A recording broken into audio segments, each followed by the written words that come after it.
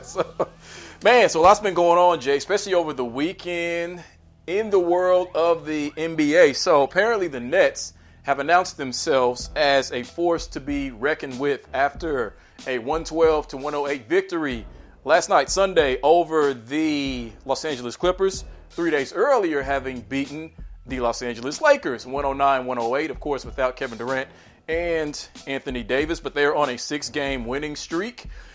Defensive efficiency numbers have gone up. The offense is clicking. So, Jay, clearly this Nets team is one of the most dangerous teams, and we thought they would be in the NBA. But what do you think it is that makes them the most dangerous team in basketball? So, as of right now, My bad. So, as of right now, the thing that really makes them jump out as a dangerous team is that they're playing defense. Bobby Marks from ESPN, one of their capologists and former Brooklyn Nets executive, made mention about how when the Nets were 14-2, they had a defense efficiency of around 27. And going into the Clippers game, they were on a 5-0 run, and they had a defense efficiency of around 18.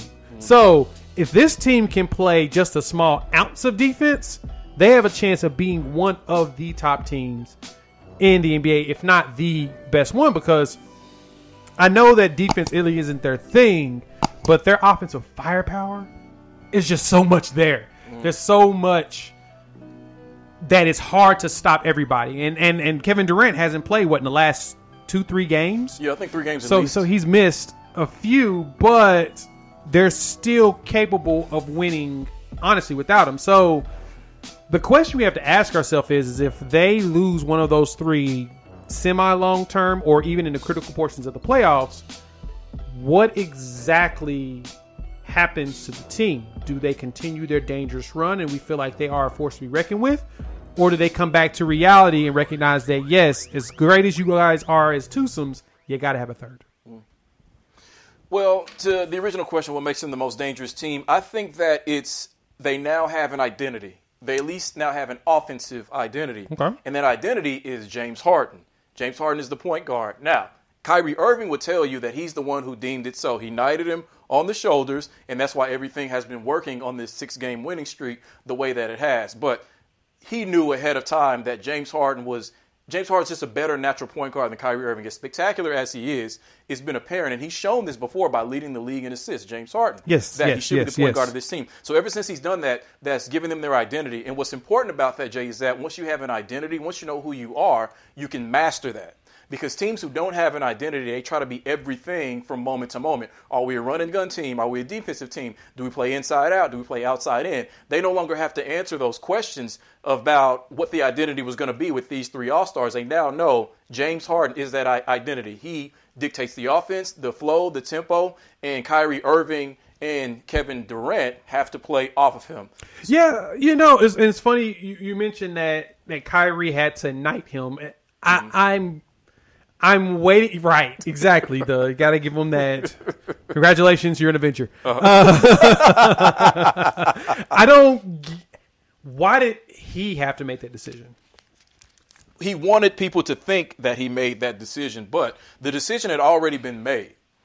Because James Harden, again, he's just a better passer of the ball. Kyrie Irving is a fantastic scorer. He's clutch, 3-point shooter, handles like a magician, but he's not a natural point guard. He's been masquerading as a two guard in a 6'2" body with the sickest handles anyone's ever seen. Right. No, I get that, but how does Kyrie deem who is doing what? Like, I put it like this: if Kyrie Irving was 6'5", he would not be a point guard.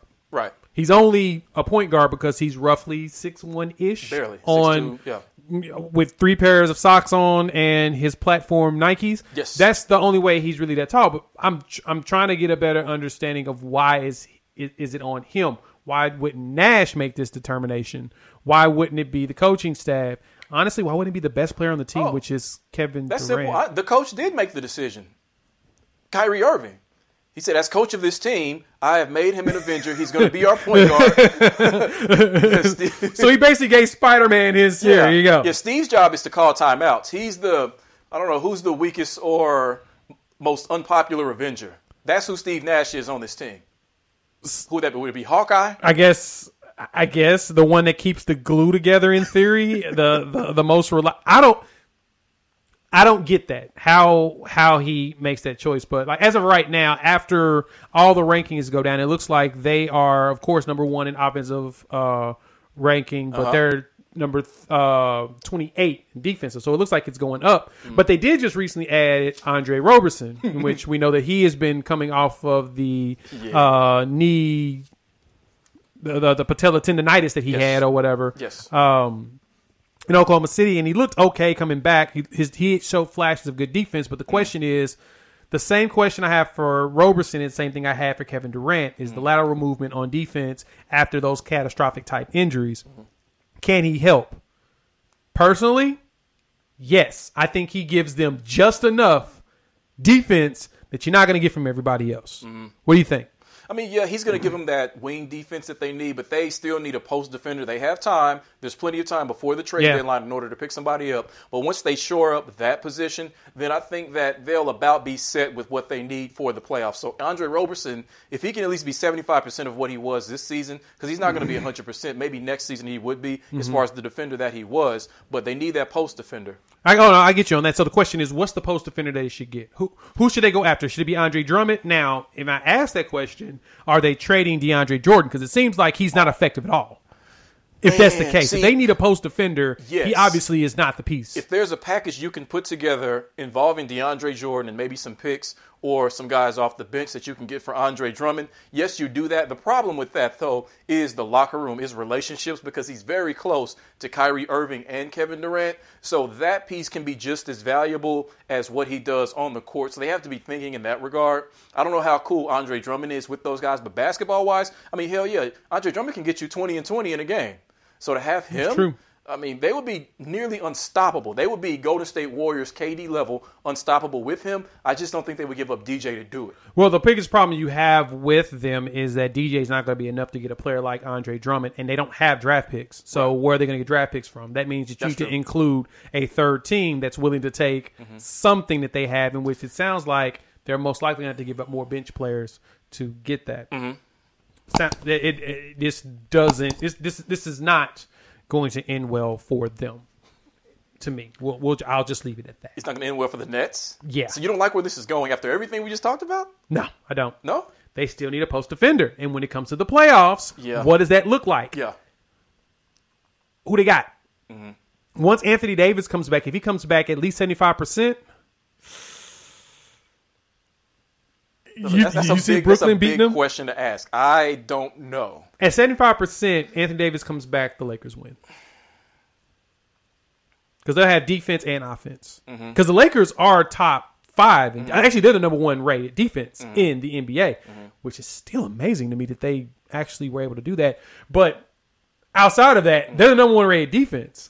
That's telling enough. I agree with that. Without a post defender, I think it would take the Lakers 6 or 7 to beat the Nets. But I think that year together that they had, just winning the championship last year, how that changes the makeup and mentality of a team. And they've added some good pieces in Dennis Schroeder and Montrezl Harrell. I think that would be enough just to barely beat the Nets this season. But this would be the only season that they could get away with that.